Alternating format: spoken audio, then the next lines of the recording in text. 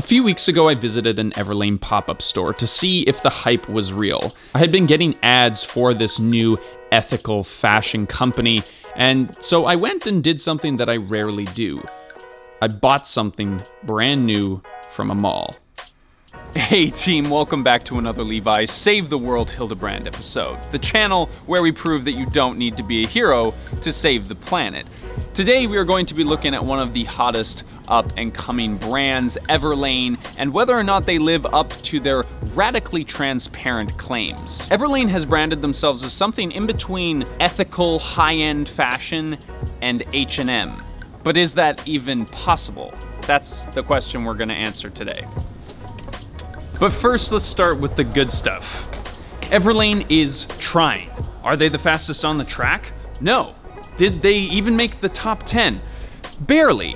But because the industry is just so far behind, we have to give credit where credit is due. Probably my favorite part about Everlane as a company is the design. Almost all of the pieces that they sell could be seen on a minimalist wardrobe tour YouTube video. So I bought this waffle print sweater and the gray t-shirt from a pop-up store here in Vancouver, and both of these pieces cost me together about $95.26. And cost is what I wanted to talk about next. We have this very strange relationship with clothing where we get morally offended if a t-shirt costs more than $10, yet we clamor and line up to buy one of the same quality because it has a certain thing printed across the front of it. Everlane uses these really clever graphics on their website to show you what they like to call radical transparency, basically illustrating how much the fashion industry overprices their clothing and how little Everlane does in comparison. In addition to this, it proves that the industry responsible for over 8% of our global greenhouse gas emissions is slowly but surely bending us all over. But Everlane is also trying to do their part for the planet. Everlane already makes a number of products from recycled plastic bottles, and they've also committed to eliminating virgin plastic from their supply lines by 2021. They have some of the most sustainable denim in the market today because they have partnered with some really great production facilities around the world.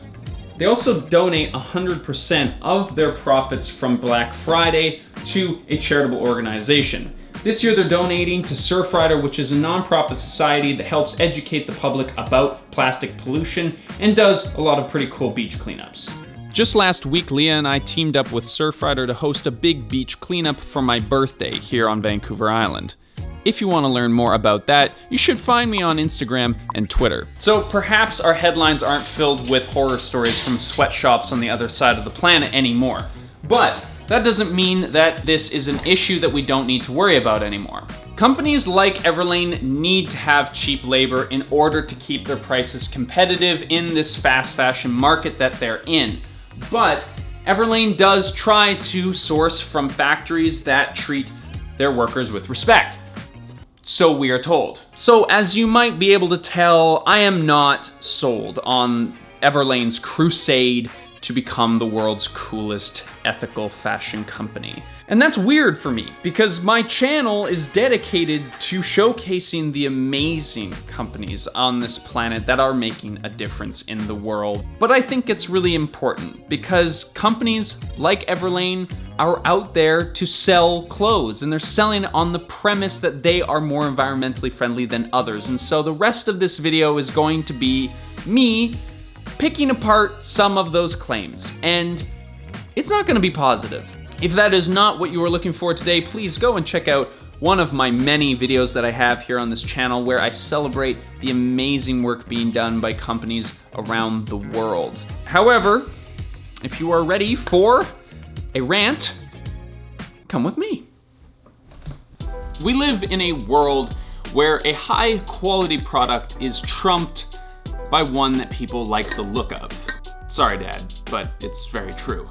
So if Everlane is creating timeless pieces of clothing, do they have the quality to back that up? After a few weeks of where I can tell you that these products are not garbage, but They're definitely not the best products that I've ever worn either.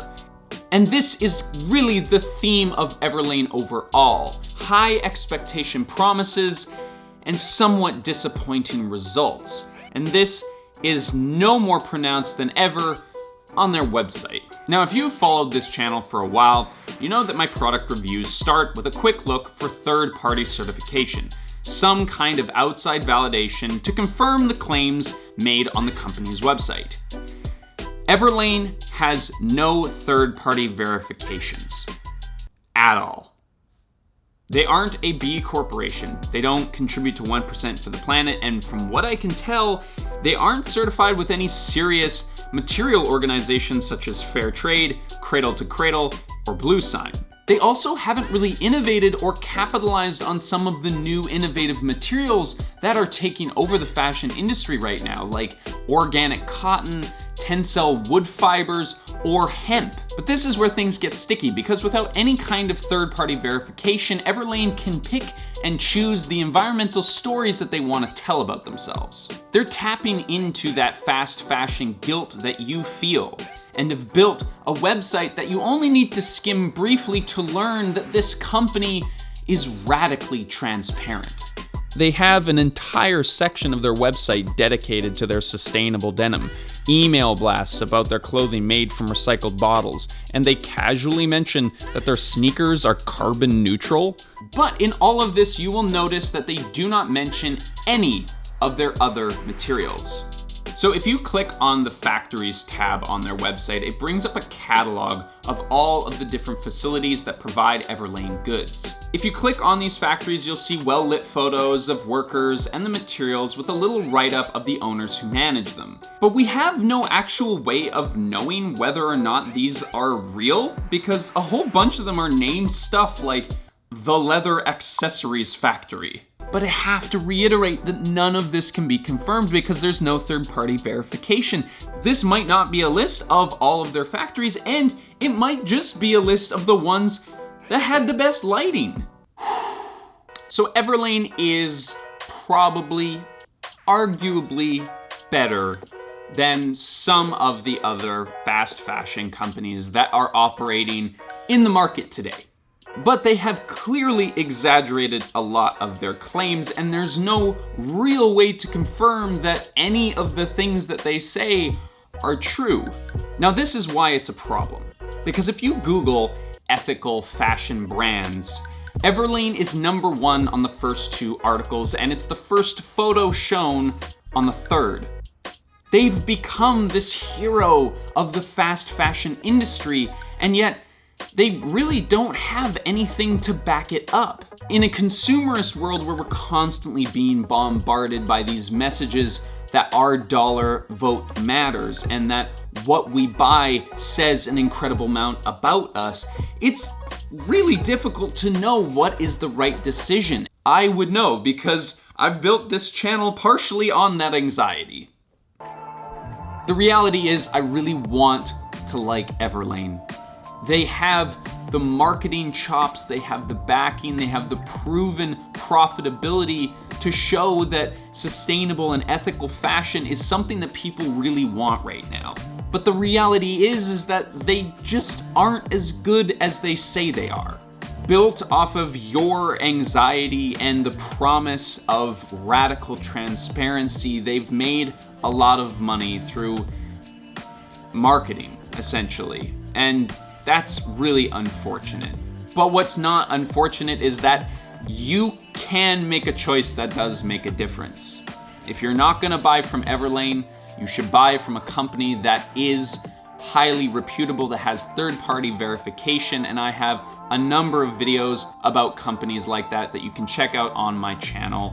I'll leave a link to a few of them down below. But before you do anything with those companies, you should first evaluate whether or not the clothing that you have right now is really that lame. Could you still wear the clothes that you already have? And the answer is probably yes. And if it's still no, go to a thrift store and check those racks first, because there is already way too much clothing on this planet right now, and there is no need for you to go out and buy yourself some new stuff. You'll save some money, you'll save the planet, and you'll get to relive that Macklemore song that was popular like 5 years ago. But regardless of your opinion of Everlane, I want to thank you for watching this video, for taking the time out of your day to spend some time with me, because I really appreciate that. And if you are subscribed to this channel, we will see you in the next one.